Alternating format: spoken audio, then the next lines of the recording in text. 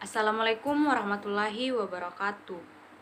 Perkenalkan, nama saya Dwi Wahyuningsih, Stambu 091202000058.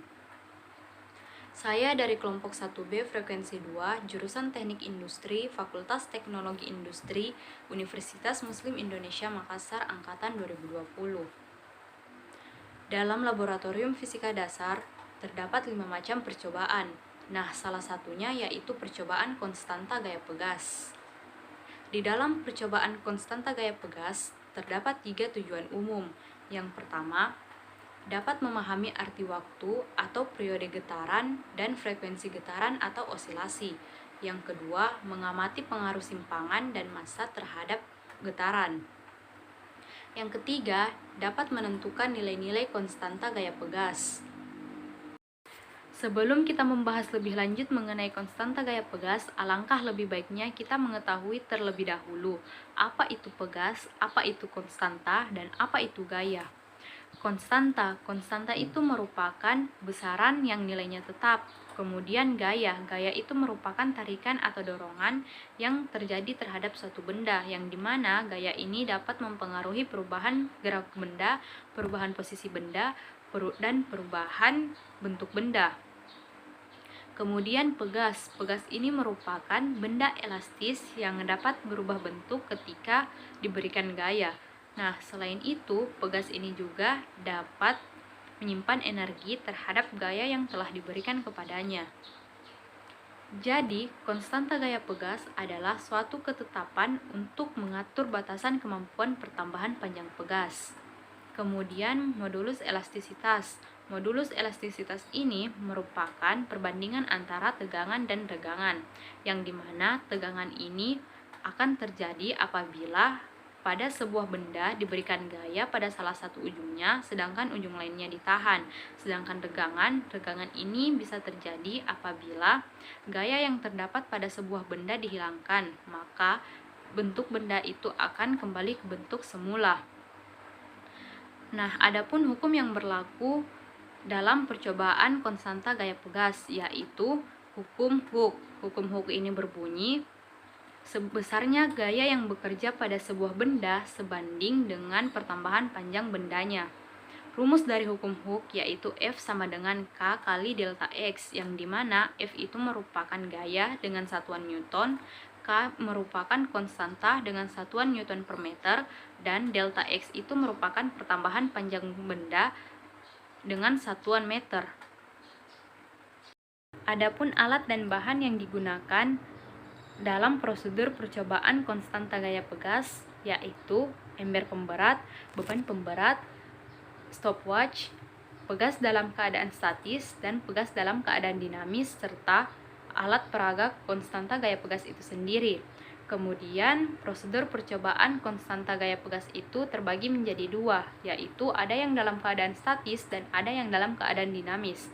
Pertama, kita akan melakukan prosedur percobaan konstanta gaya pegas dalam keadaan statis, yaitu pertama kita menaruh ember pemberat pada pegas, kemudian menggantungkan pegas pada alat peraga. Nah, setelah kita menggantungkan pegas pada alat peraga, kita mengkalibrasikan jarum pada ember ke titik 0. Nah, setelah mengkalibrasikan jarum, kita menaruh beban pemberat pada ember pemberat. Setelah itu, kita mengamati perubahan panjang pegas. Setelah pegasnya berhenti bergerak, kita mencatat hasil perubahan pertambahan panjang pada pegas. Lakukan prosedur percobaan tadi dengan menggunakan beban yang berbeda. Nah, setelah selesai melakukan prosedur percobaan konstanta gaya pegas dalam keadaan statis, kemudian kita akan melakukan prosedur percobaan konstanta gaya pegas dalam keadaan dinamis. Pertama, kita menaruh ember pemberat pada pegas, kemudian menggantungkan pegas pada alat peraga, kemudian kita melepas pegas ke arah bawah. Sebelum itu, kita menentukan frekuensi yang akan kita gunakan terlebih dahulu. Nah, semisal kita menggunakan 5 frekuensi. Setelah itu, kita melepas pegas ke arah bawah dan mengukurnya menggunakan stopwatch sesuai dengan frekuensi yang sudah kita tentukan tadi. Setelah mencatat hasilnya, kita melakukan prosedur percobaan ini dengan menggunakan beban pemberat yang berbeda. Jadi, kesimpulan dari konstanta gaya pegas yaitu konstanta itu merupakan besaran yang nilainya tetap. Kemudian gaya itu merupakan tarikan atau dorongan yang terjadi terhadap suatu benda. Kemudian pegas itu merupakan benda elastis yang dapat berubah bentuk ketika diberikan gaya. Kemudian, benda yang bergerak pada pegas memiliki kecepatan yang berubah-ubah menurut posisinya. Gerak ini memiliki simpangan maksimum dan simpangan minimum dengan amplitudo tetap menurut prinsip gerak harmonik sederhana. Nah, dalam suatu gaya pegas ini terdapat yang namanya osilasi atau getaran, yang berarti bolak-balik benda di sekitar suatu titik itu seimbang dengan lintasan yang sama dengan periode.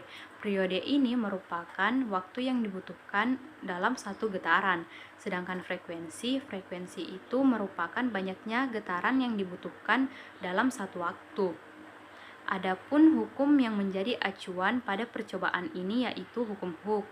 Hukum Hooke ini berbunyi, besarnya gaya yang diterima oleh suatu benda sebanding dengan pertambahan panjang bendanya. Cukup sekian dan terima kasih. Lebih dan kurangnya mohon dimaafkan. Wabillahi taufiq wa hidayah. Wassalamualaikum warahmatullahi wabarakatuh.